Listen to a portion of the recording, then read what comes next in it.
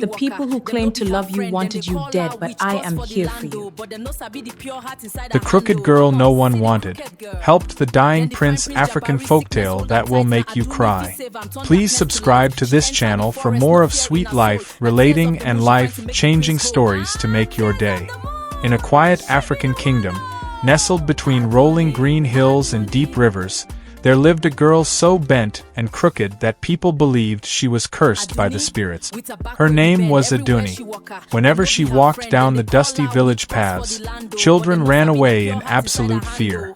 Women covered their faces with their brightly colored wraps, refusing to even look at her.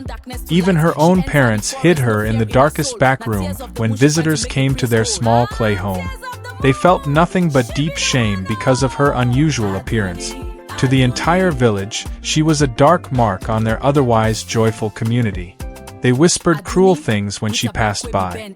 But one day, the winds of fate would shift in a way no one expected. The same girl everyone rejected and pushed away would become the only person who could save the dying prince of the kingdom. No one could have predicted the strange and magical twist of destiny that was about to unfold before their eyes. And what happened after she finally helped him shocked the entire kingdom to its very core. The tale of her incredible bravery and her pure heart would be told for many generations. This is the story of how the village outcast became a legend. Aduni was born with a severely crooked back and a twisted left leg. This painful condition made her walk very slowly and unevenly, dragging her foot across the dirt. Because of how she looked, the villagers strongly believed she was a terribly bad omen. They whispered that she had been punished by the gods for some unknown crime from the past. Every time a crop failed or a heavy storm ruined the harvest, the elders blamed her presence. They claimed she brought only misfortune and darkness to their lands. Her life was a lonely shadow. No young man in the village or the surrounding towns wanted to marry her. While other girls her age laughed and danced at the harvest festivals, Aduni watched from the distant trees. Mothers grabbed their babies and pulled them away if she hobbled too close, screaming that her curse might spread to their innocent children. People shouted terrible insults at her daily, throwing stones and calling her a monster.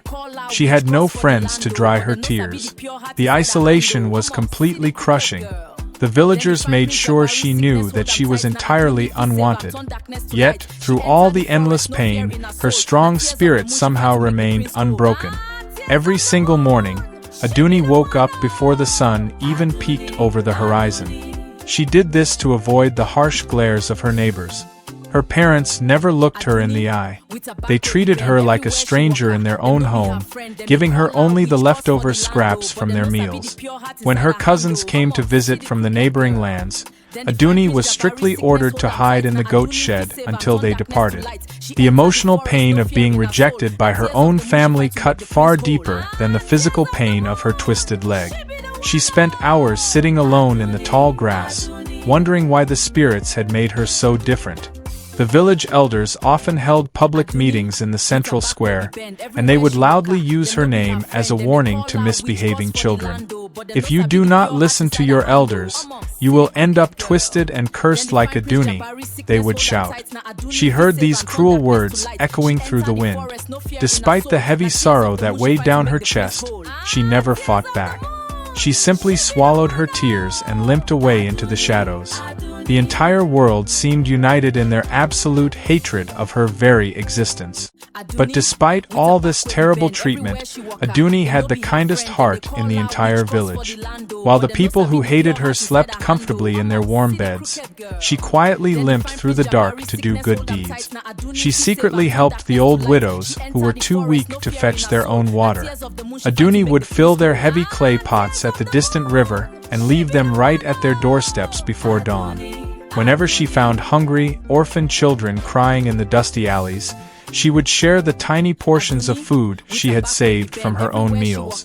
She also possessed a deep love for the injured animals that the cruel village boys had hurt with their stones. She would carefully bandage the broken wings of birds and apply healing mud to the bruised legs of stray dogs. She asked for absolutely nothing in return. Yet, no one ever thanked her. When the widows found the water, they praised the spirits. When the children found the food, they thought it was magic. No one ever imagined that the crooked, cursed girl they insulted every single day was actually their secret guardian angel, watching over them with endless love. Far away from the dusty village paths, inside the grand royal palace, lived Prince Jabari. He was the king's only son and the absolute pride of the kingdom. Prince Jabari was incredibly brave, fighting off wild beasts to protect the cattle herders. He was also incredibly handsome, with a bright smile that could light up the darkest rooms.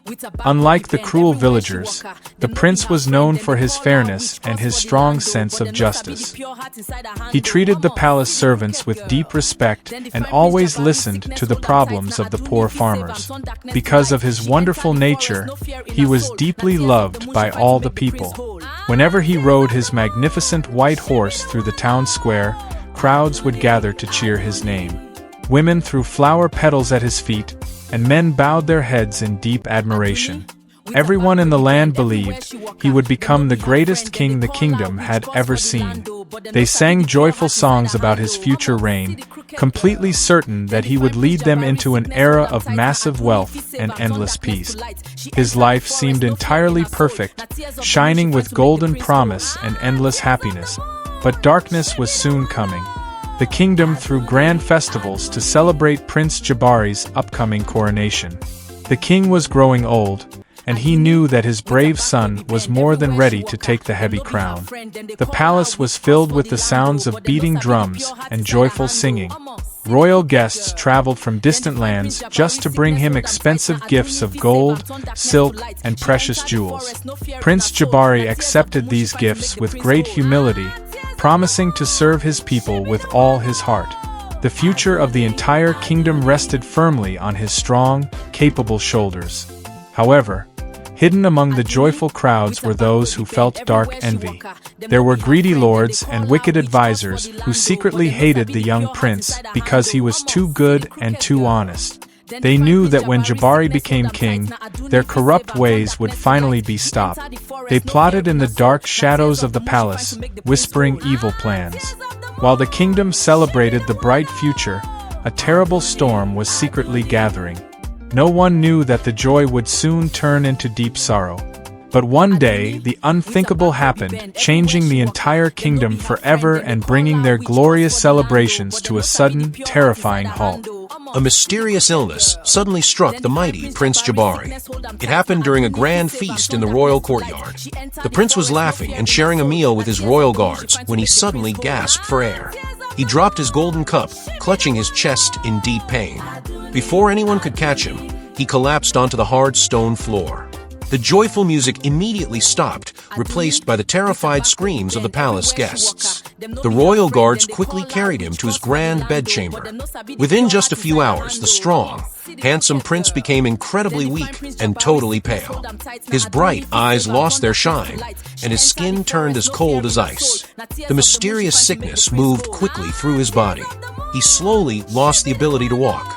Then, he lost the ability to eat the delicious royal meals. Finally, he lost the ability to speak.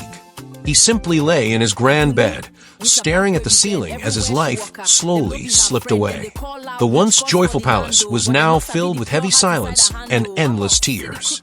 The king wept by his son's bedside, completely broken and terrified by this sudden, horrible tragedy that had stolen his only joy. Panic quickly spread throughout the entire kingdom like a wild forest fire. The king immediately summoned the greatest healers from every corner of the land. They arrived with bags full of rare roots, special tree barks, and strong medicines. They rubbed smelly ointments on the prince's chest and poured bitter liquids down his throat. But nothing worked. Next, the king called for the most knowledgeable herbalists. They burned special leaves and chanted ancient healing songs over his silent body. Yet, the prince only grew weaker and colder. Finally, in total desperation, the king brought in the powerful spiritual priests. They threw holy bones onto the ground and prayed to the high gods for a miracle. They danced around the room to chase away the evil spirits. But even the priests shook their heads in defeat. "This sickness is beyond our mortal power," the oldest priest whispered sadly to the crying king. His soul is already walking toward the land of the ancestors. The mighty prince was truly dying, and the greatest minds in the kingdom were completely powerless to stop it. The kingdom's brightest light was slowly fading into total darkness. The kingdom began to panic deeply as the days passed. The markets closed down, and the people stopped singing their joyful songs. Everyone walked around with heavy hearts, crying for their dying prince. The king, absolutely desperate to save his only son, made a massive public announcement. He sent his fastest messengers to every village, town, and deep forest settlement. The royal messengers blew their loud horns and shouted the king's final promise. "Hear the words of the great king," they announced loudly. "Anyone who can heal my son, Prince Jabari, will receive a massive chest of gold. They will be given endless fertile land, and they will receive the highest royal honor in the entire kingdom." The massive reward tempted many people. Dozens of travelers, fake magic workers, and hopeful farmers rushed to the palace with their homemade cures. But they all failed completely. The prince's breathing became softer and softer with each passing hour. The king lost all hope, weeping silently on his golden throne. It seemed that the beloved Prince Jabari was truly doomed to die, and all the gold in the world could not buy his young life back. One dark night, while the rest of the village was fast asleep, Aduni was out in the deep woods. She was busy gathering wild herbs to help a sick goat she had found earlier that day. Her crooked back ached terribly, and her twisted leg dragged heavily through the wet mud. Suddenly, a cold wind blew through the trees, making the leaves rustle loudly. Out of the dark shadows, an old mysterious woman slowly appeared. She was wearing a thick indigo blue wrap, and she had long silver-white braids decorated with ancient shells. Aduni gasped and stepped back, thinking the villagers had sent someone to punish her. But the old woman did not shout or throw stones. Instead, she looked deeply into Aduni's fearful eyes with a warm, gentle smile. "Do not be afraid, child," the old woman whispered. Her voice sounded like the rustling of dry leaves. "I have been waiting for you." Aduni was totally confused. Why would anyone wait for the crooked girl no one wanted? The mysterious woman stepped closer, her eyes glowing with ancient secrets, ready to reveal a hidden truth that would change Aduni's painful life forever. The old mysterious woman raised a bony finger and pointed toward the direction of the royal palace. "The mighty prince is dying," she whispered sadly. Aduni nodded, as everyone in the kingdom knew of the terrible tragedy. "But the prince is not sick," the old woman suddenly revealed, making Aduni gasp in pure shock. "He has been poisoned by deep jealousy and terrible dark magic. Wicked men in the palace placed a dark curse on his food to steal the throne." Aduni's eyes widened in horror. She could not believe someone would do something so evil to such a good prince.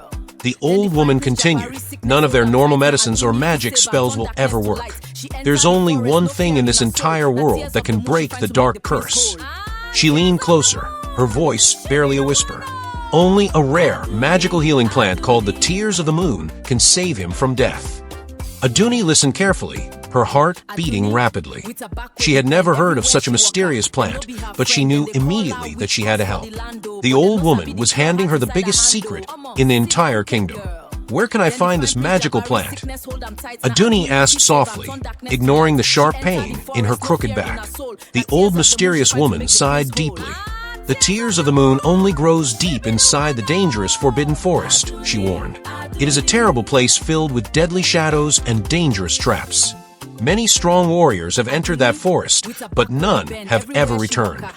Aduni trembled lightly, but she did not run away.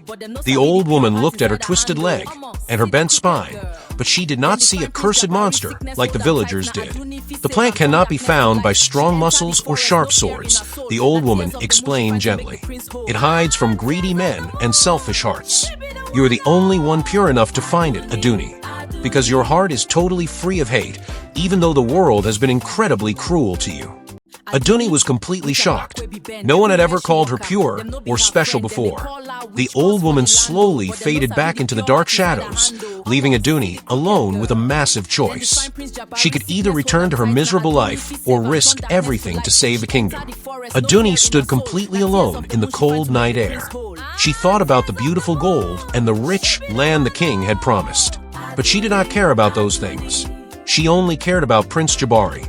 She remembered how he used to ride through the villages, treating everyone with kindness, even the poorest beggars. She knew the kingdom needed his good heart. Aduni decided to help the dying prince, even though the entire kingdom hated her and called her a monster. She did not return to her parents' house to pack any bags. She knew they would only lock her inside to hide their shame. Instead, she took her small wooden walking stick and turned toward the dark path leading to the forbidden forest. The journey was going to be incredibly dangerous, especially for a girl who could barely walk. But a strange new fire burned brightly inside her chest. She was tired of hiding in the shadows. For the very first time in her lonely life, Aduni had a real purpose. She limped forward into the thick darkness. She entered the forest, no fear in her soul. Now tears of the moon she find to make the prince whole. Ah, tears of the moon, she be the one. Oh, Aduni, Aduni. Aduni, with her back way be bend. Everywhere she walk her, them no be her friend. Then they call her witch, cause for the lando. But them no sabi the pure heart inside her handle. Almost see the crooked girl. Then they find Prince Jabari, sickness hold am tight. Now Aduni fi save am, turn darkness to light. She enter the forest, no fear in her soul. Now tears of the moon she find to make the prince whole. Ah, tears of the moon, she be the one.